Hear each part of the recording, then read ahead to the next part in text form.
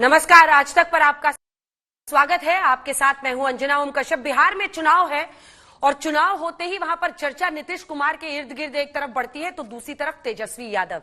लेकिन क्या इस बार नीतीश कुमार का पलड़ा इसलिए भारी है कि न सिर्फ एनडीए में उनके नेतृत्व को लेकर एक सहमति बन चुकी है, बल्कि इसके साथ साथ चिराग पासवान और कई सारी ऐसी पार्टियां हैं जिसकी वजह से जातीय समीकरण एनडीए के पक्ष में दिखाई देता है।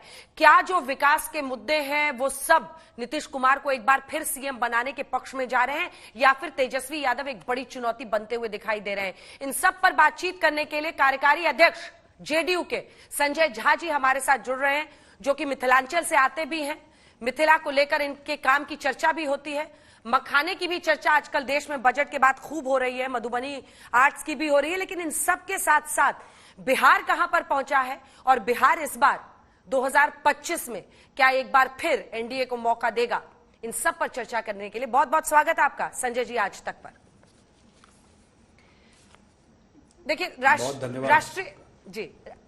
राष्ट्रीय अध्यक्ष बनने के बाद ये आपका पहला विधानसभा चुनाव है। 2020 में जेडीयू तीसरे नंबर पर चली गई थी, बहुत कम सीटें आई थी और ये कसक आप सबके दिल में थी, बातचीत करने पर पता चलता था। लेकिन ऐसा क्या बदला है, एक अध्यक्ष के तौर पर ऐसा क्या बदला है कि सोचिए 20 साल शासन करने के बाद भी लोग फिर से नीतीश कुमार के नेतृत्व पर मुहर लगाए? क्या ऐसा है, क्या फैक्टर्स हैं, आपकी नजर में क्या दिखता है? एक जो सबसे इंपॉर्टेंट बात है कि 2020 के बाद लोकसभा भी हुआ, उसका रिजल्ट सामने में है। 2020 के बाद लोकसभा के बाद बाय इलेक्शन भी हुआ, उसका रिजल्ट सामने में है। और मुझे लगता है कि बहुत दिन के बाद बिहार को एक डबल इंजन की सरकार का क्या एडवांटेज हो सकता है वो दिखाई पड़ रहा है। नीतीश कुमार जी 20 साल से जरूर है और बहुत काम किया, लेकिन कभी फ्रेंडली सेंटर्ड नहीं रहा।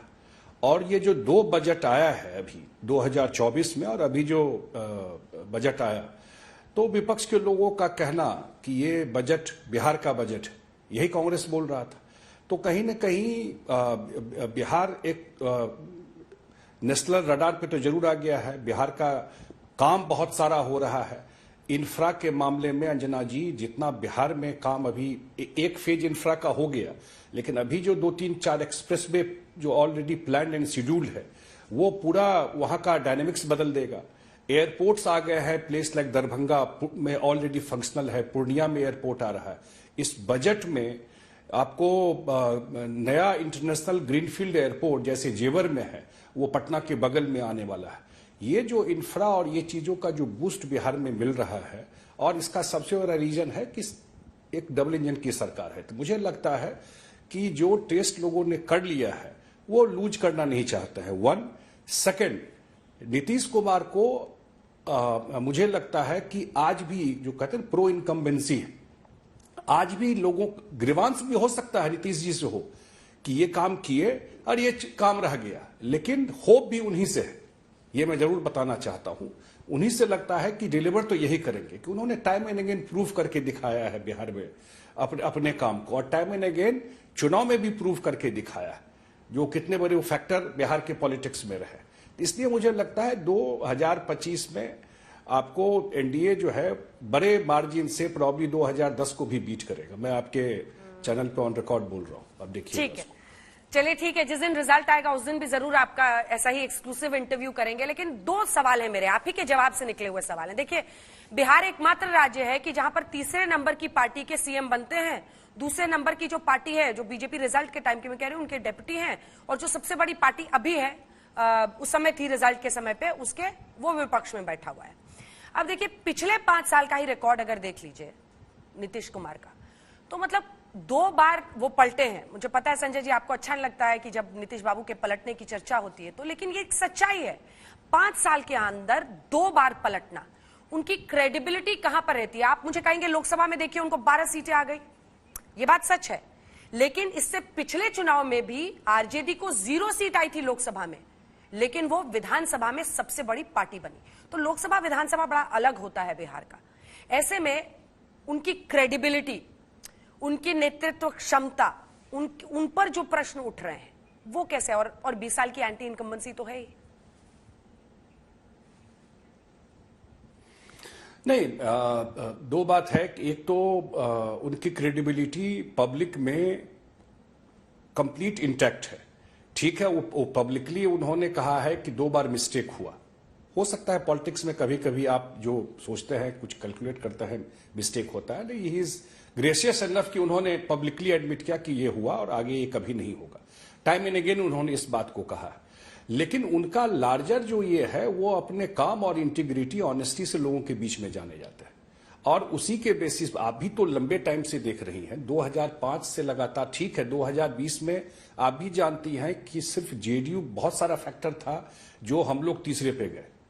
वो अलग एक डिबेट हो जाएगा जिस वजह से गए। और जब रिजल्ट भी आया, मैं ऑन रिकॉर्ड बोल दूं, इन्होंने मुख्यमंत्री बनने से मना कर दिया था। जी, उन्होंने कहा था जो दिल्ली में मुझे देवेंद्र फडणवीस ने भी कहा था कि आप अपना बना लीजिए मुख्य। हाँ, ये मुझे प्रभारी थे फडणवीस साहब, मैं कह रहा उन्होंने भी कहा था हूं ऑन रिकॉर्ड। उन्होंने दिल्ली में, दिल्ली में उन्होंने जो लोग मैटर करते हैं बीजेपी में, उनको उन्होंने पर्सनली कहा था कि आप अपना मुख्यमंत्री बना लीजिए, कि नंबर को लेकर के। लेकिन उन्होंने ही कहा क्योंकि आपके नाम को लेकर के हम लोग लोगों के बीच में गए हैं, इसलिए ये ठीक नहीं होगा, आप मुख्यमंत्री आप ही को बनना होगा। ये भी एक सच्चाई है और उन्होंने काम किया है। इस बार कमिटमेंट है उसके बाद अलायंस अगर चेंज किया, इस बार कमिटमेंट है कि नहीं है? कमिटमेंट है कि नहीं है? क्योंकि प्रधानमंत्री ने सबसे लाडला सीएम उनको कह दिया, उनके नेतृत्व में चुनाव लड़ेंगे।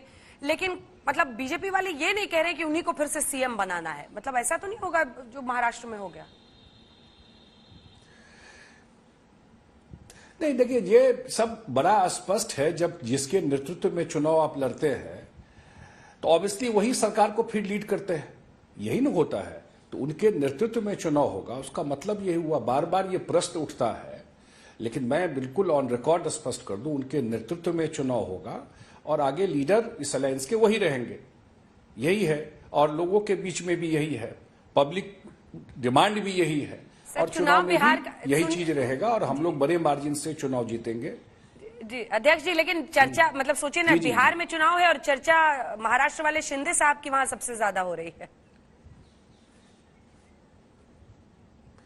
हाँ, मतलब नीतीश कुमार के जो लोग जानते हैं या उनके पॉलिटिक्स को जो लोग फॉलो करके देखे होंगे, उनके काम करने का, उनका वर्किंग स्टाइल एक ठीक है, अलग रहा है। इसलिए चर्चा जो भी हो, नीतीश कुमार बिहार के राजनीति के धुरी है, वही सबसे बड़े पिलर बिहार के राजनीति में। और वो पिलर इसलिए है कि लोगों का विश्वास उनके ऊपर है। उन्होंने टाइम एंड अगेन डिलीवर करके लोगों को दिखाया है। ठीक है, जब लंबे काल तक आप काम करते हैं तो आपसे ग्रीवांसेस भी होते हैं, मैंने पहले भी बताया आपको। लेकिन ये जरूर याद रखना चाहिए, और ये बात हम लोग जब बोलते हैं तो परेशानी हो जाती है विपक्ष को, कि नीतीश कुमार को कैसा बिहार मिला था, वो कहां से काम शुरू किए, उनके समय में रोड की क्या स्थिति थी जब उनको बिहार मिला था, उनके समय में लॉ एंड ऑर्डर की क्या स्थिति थी, ब्यूरोक्रेसी कैसे काम करता था, पावर सिचुएशन क्या था बिहार में, बेसिक चीज भी लोगों की थी कि नहीं थी। और वहां से ट्रेवल करके बिहार को अगर आज यहां तक लाए हैं तो ये साधारण अचीवमेंट नहीं है। इंस्टेंट नूडल्स का आजकल जमाना है ना सर, आप देख रहे हैं क्या क्या हो रहा है। दिल्ली में 2100 का अनाउंसमेंट करो, जनता उधर, इधर लाड़की बहन योजना, लाडली बहन योजना, मध्य प्रदेश, महाराष्ट्र, माना जा रहा है बाय एंड लार्ज ये जो सीधा पैसा दिया जा रहा है महिलाओं को, उसकी वजह से फैसले आ रहे हैं, रिजल्ट्स आ रहे हैं। और आरजेडी ने अनाउंस कर दिया है। इस रेस में पीछे तो नहीं रह जाइएगा आप लोग, या कुछ करने वाले हैं? महिला सबसे बड़ा सपोर्ट बेस रहा है। मुझे पर्सनली पूछिएगा, अगर उनका सबसे बड़ा सपोर्ट बेस बिहार में कोई है तो महिला है, क्योंकि उन्होंने अनुभव किया है कि नीतीश कुमार ने कितना एम्पावर किया। क्या होगा नहीं होगा वो सरकार में लोग देख रहे होंगे, लेकिन इतना मैं जरूर कहता हूं कि अगर नीतीश कुमार 20 साल से बिहार के सत्ता में है, उसमें सबसे बड़ा फैक्टर जो है वो महिला का सपोर्ट है। अगर घर में नहीं भी किसी मेल ने दिया, लेकिन महिलाएं ने हमेशा सपोर्ट किया उनको।